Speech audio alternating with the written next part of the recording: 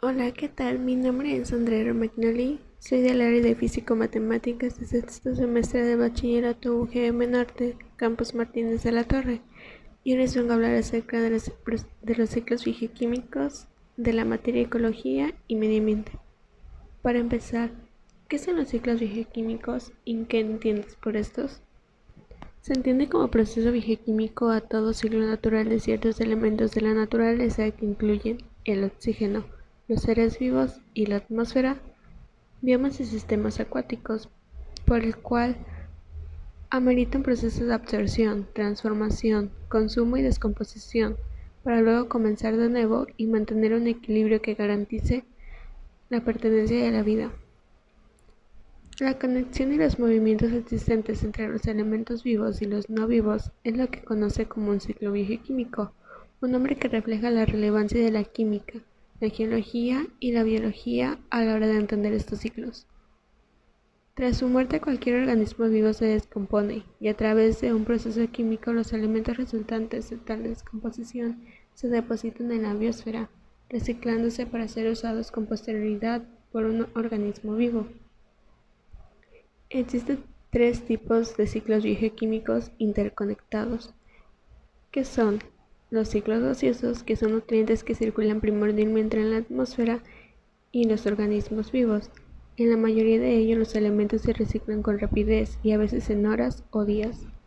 Los principales ciclos de gas que son los del carbono, nitrógeno y oxígeno. El ciclo hidrológico, que es el agua que circula entre el océano, la tierra y el aire de los organismos vivos, distribuyendo el calor solar en la superficie del planeta. Y por último, los ciclos de nutrientes, que estas sustancias circulan principalmente en la corteza terrestre, la hidrosfera y organismos vivos. Los elementos de este ciclo se reciclan mucho más lentamente que los atmosféricos, dado que pueden permanecer hasta miles de millones de años en las rocas sedimentarias. El fósforo y el azufre son dos de los 36 elementos así reciclados. Por aquí tenemos el ciclo de bioquímicos, que es bio, seres vivos, geo, que es atmósfera, litosfera y hidrosfera, y químicos, que son las transformaciones de la materia en energía.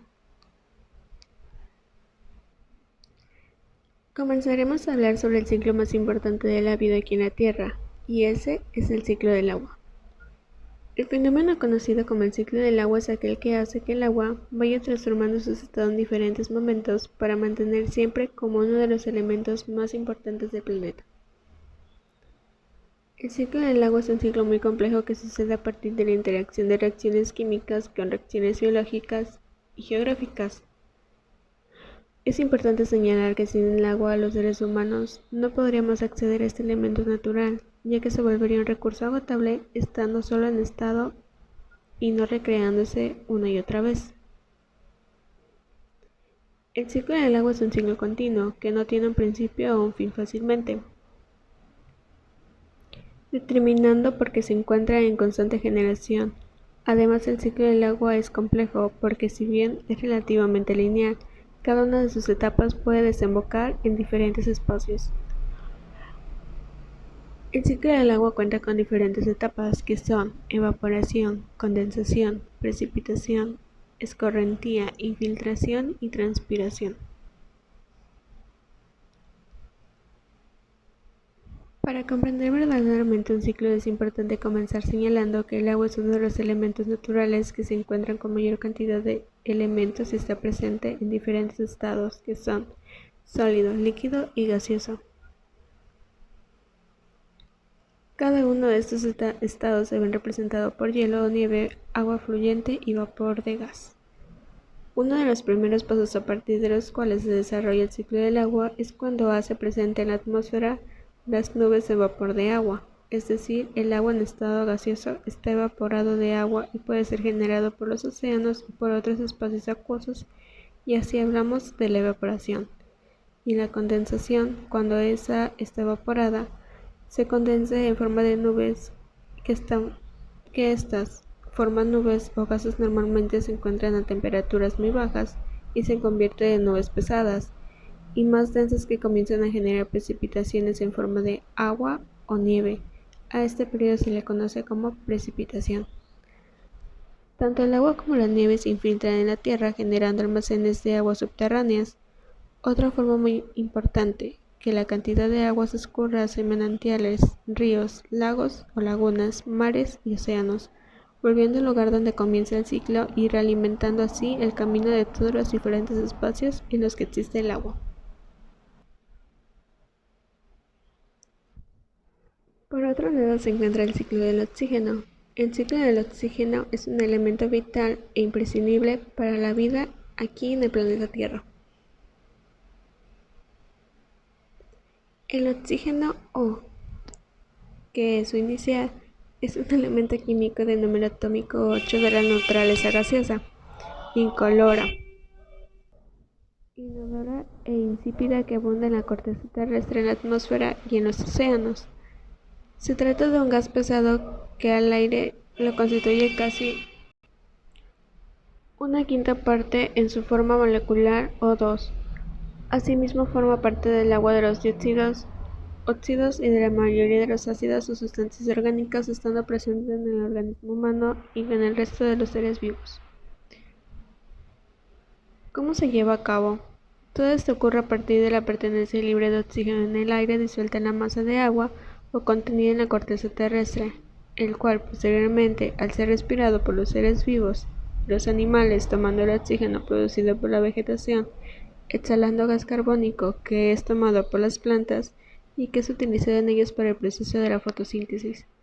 En este punto es pertinente aclarar que las plantas son los únicos seres vivos capaces de tomar el dióxido de carbono y convertirlo en oxígeno a través de ciertos procesos químicos, biológicos y biológicos.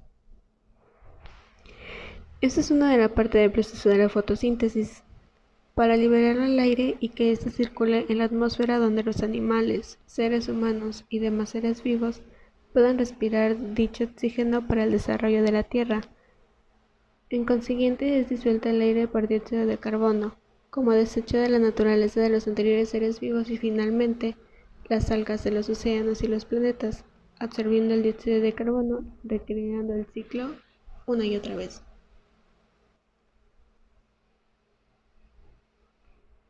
El siguiente ciclo del que les hablaré es del azufre. Este consiste en permitir un movimiento flujo en la naturaleza, donde es un elemento químico de símbolo S.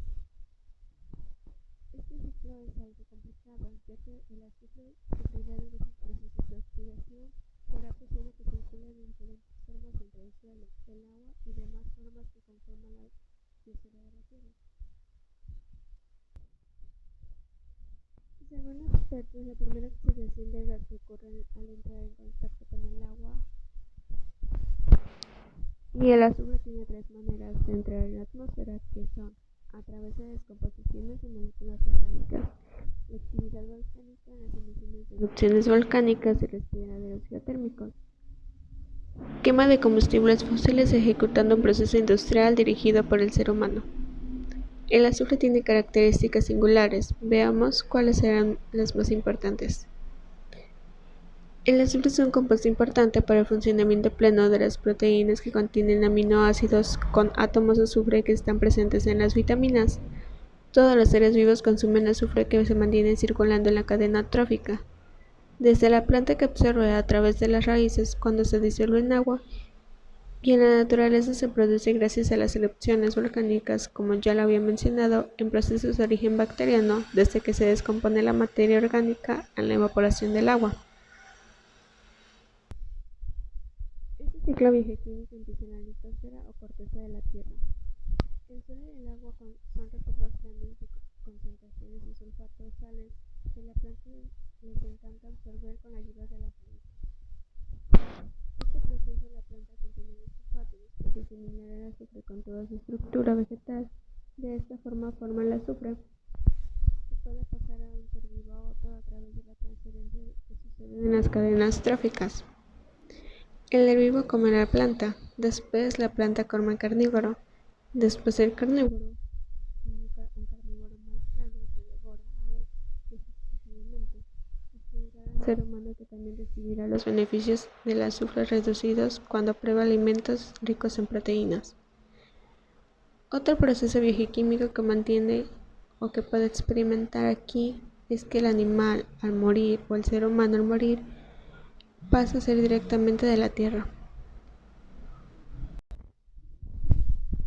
Continuaremos con el ciclo del carbono. El ciclo del carbono o el carbono en el mundo existen distintas formas o ámbitos desde las reservas minerales de carbono bajo el agua en la tierra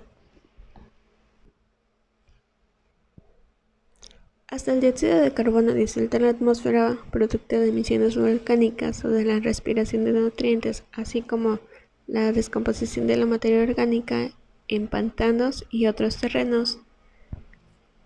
Para efectos del ciclo de carbono, algunos de ellos son considerados depósitos y otras son rutas de intercambio. El carbono es un elemento químico no metálico muy prolífico en la corteza terrestre y que de hecho está presente en todos los seres vivos.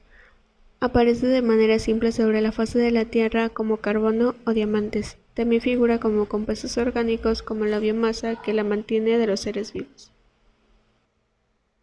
El ciclo de carbono comienza en los vegetales y en algunas de las bacterias fotosintéticas cuando hace una constancia de carbono en la atmósfera. Estos seres vivos toman todo esto con la finalidad de producir su propio alimento en conjunción con el agua y con la energía del sol. De esta manera existe un proceso que forma hidratos de carbono dejando como desecho el oxígeno que respiramos. Los vegetales a su vez son abolidos por animales consumidores de primer orden, por lo que los animales contienen hidratos de carbono que significa energía química para los diversos procesos metabólicos que necesitan.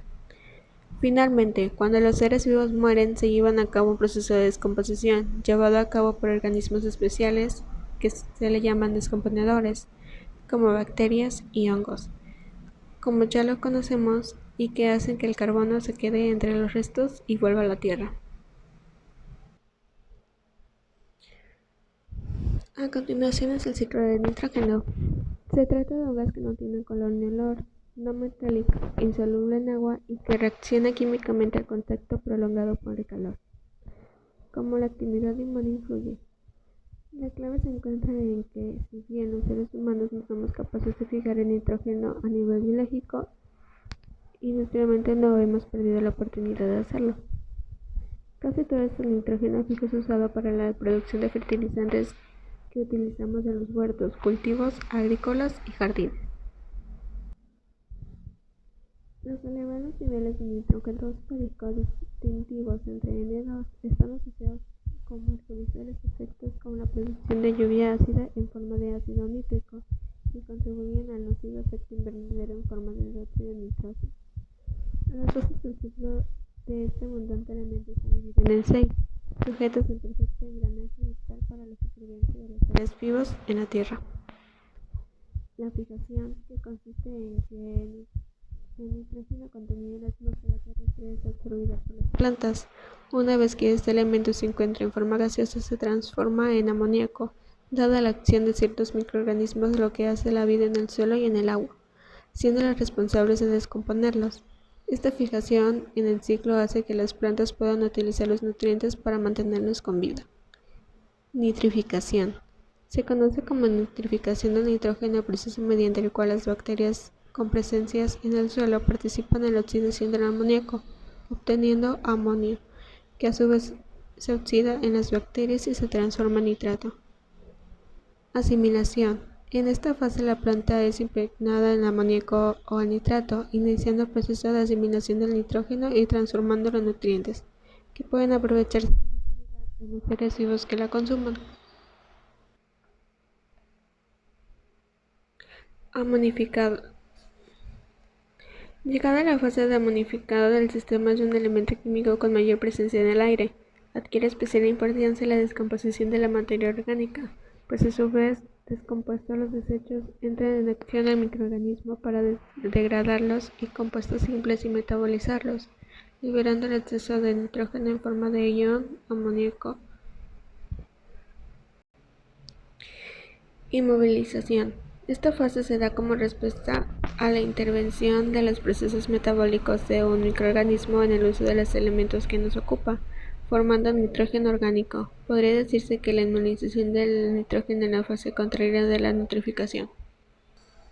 Y por último se encuentra la desnitrificación, que es la intervención de organismos encargados de deducir los nitratos en amoníaco proviniendo de un regreso de la atmósfera en forma de gas, conocido como proceso de desnitrificación de nitrógeno o participando de bacterias desnitrificadoras. Y así concluiremos con el ciclo del fósforo. El fósforo se trata de un elemento no metal puro e incoloro, si bien su color blanco con un característico olor desagradable. Cuando entra en contacto con el oxígeno en la atmósfera se oxida emitiendo luz por un fenómeno de fosforescencia. Con una amplia presencia de la corteza terrestre está considerado un elemento químico esencial en formar parte de tejidos, dientes y huesos.